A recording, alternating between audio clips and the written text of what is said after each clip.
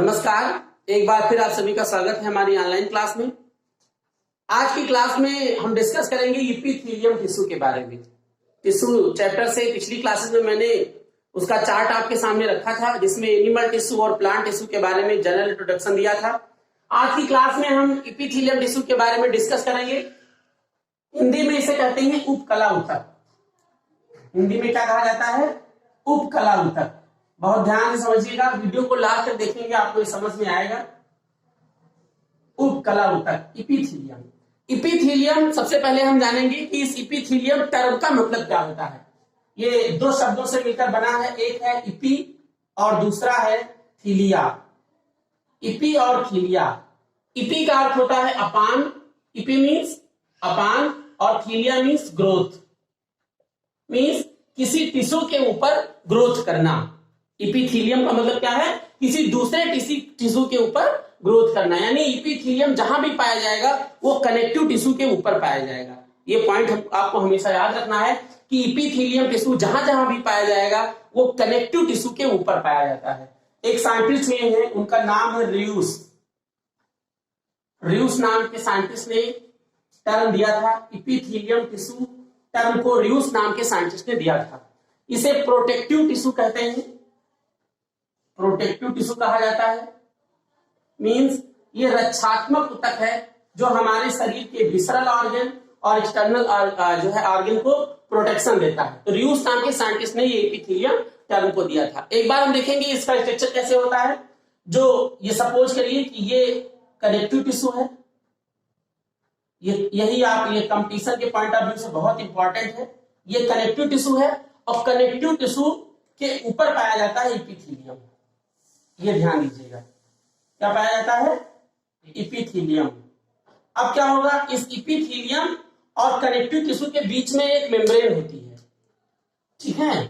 Connective tissue और epithelium के बीच में एक मेम्ब्रेन होती है। इस मेम्ब्रेन को हम कहते हैं basement membrane.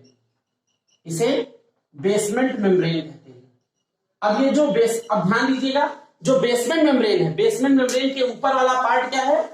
Epithelium. Basement membrane के ऊपर वाला पार्ट क्या है? इपिथेलियम, और नीचे वाला है कनेक्टिव टिश्यू। कनेक्टिव टिश्यू, ठीक है। अब ये जो बेसमेंट मेम्ब्रेन है, इसके भी दो पार्ट होते हैं। बेसमेंट मेम्ब्रेन का वह पार्ट जो इपिथेलियम की तरफ होता है, यानी ये, इसको कहा जाता है बेसल लेमिना। बेसल लेमिना कहते हैं। और ये जो बेसल लेमिना है, ये ध्यान दीजिएगा, इसका केमिकल कंपोजिशन भी बहुत इंपॉर्टेंट है। जो बेसमेंट मेम्ब्रेन का वह पार्ट जो इपिथेलियम की तरफ होता है उसे बेसल लेमिना कहते हैं, और ये बना होता है ग्लाइकोप्रोटीन का। ये ग्लाइकोप्रोटीन का बना होता है। और बेसल लेमिना का वह पार्ट जो कनेक्टिव टिश्यू की ओर होता है उसे कहते हैं फाइब्रस लेमिना। Fibrous lamina. तो ये जो फाइब्रस लेमिना है, ये बना होता है कोलेजन। ये बना होता है कोलेजन फाइबर और म्यूकोपॉलीसेकेराइड का। म्यूकोपॉलीसेकेराइड का, ठीक है। तो ये आपका टिश्यू के। अब इसमें आपको ये देखना है, कुछ इसके कैरेक्टरिस्टिक्स हैं, इनको भी जान लीजिए। इसको यस कर दे रहे हैं। कैरेक्टरिस्टिक्स इसके क्या है कि जो इपिथेलियल टिश्यू है, ये सबसे पहले इसका डेवलपमेंट होता है, यानी इम्ब्रियोनिक डेवलपमेंट के टाइम पर, इम्ब्रियोनिक डेवलपमेंट में सबसे पहले, इम्ब्रियोनिक डेवलपमेंट में सबसे पहले इपिथेलियल टिश्यू का डेवलपमेंट होता है। सबसे पहले इपिथेलियम टिश्यू का डेवलपमेंट होता है। डेवलपमेंट होता है। इसके बाद क्या है, ये जो इपिथेलियम है, इसमें नर्वस टिश्यू को छोड़कर, नर्वस टिश्यू को छोड़कर सभी में रीजनरेशन पावर पाई जाती है। सभी में रीजनरेशन होता है। तो ये पॉइंट भी आपको याद रखना है। ठीक, अब हम देखेंगे कि ये इपिथीलियम टिश्यू कितने प्रकार का होता है, इसके टाइप देखिए। तो टाइप में जो इपिथीलियल टिश्यू है ये मुख्य रूप से 3 टाइप का होता है। ठीक है, सबसे पहला आपका है सिंपल इपिथीलियम, सिंपल इपिथीलियम। दूसरा है कंपाउंड इपिथीलियम, कंपाउंड इपिथीलियम। ये चार्ट भी आप लोग बना लीजिएगा, फिर इस चार्ट के आधार पे एक एक टिश्यू को हम डिस्क्राइब करेंगे। तो ये सिंपल इपिथीलियम, कंपाउंड इपिथीलियम और glandular epithelium, glandular epithelium.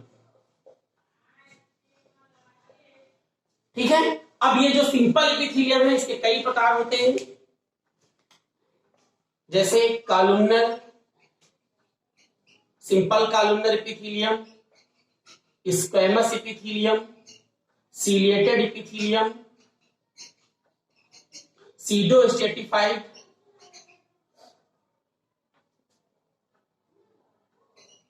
Pseudostratified और क्यूबॉइडल, क्यूबॉइडल इपिथीलियम। ये जो कंपाउंड इपिथीलियम है ये भी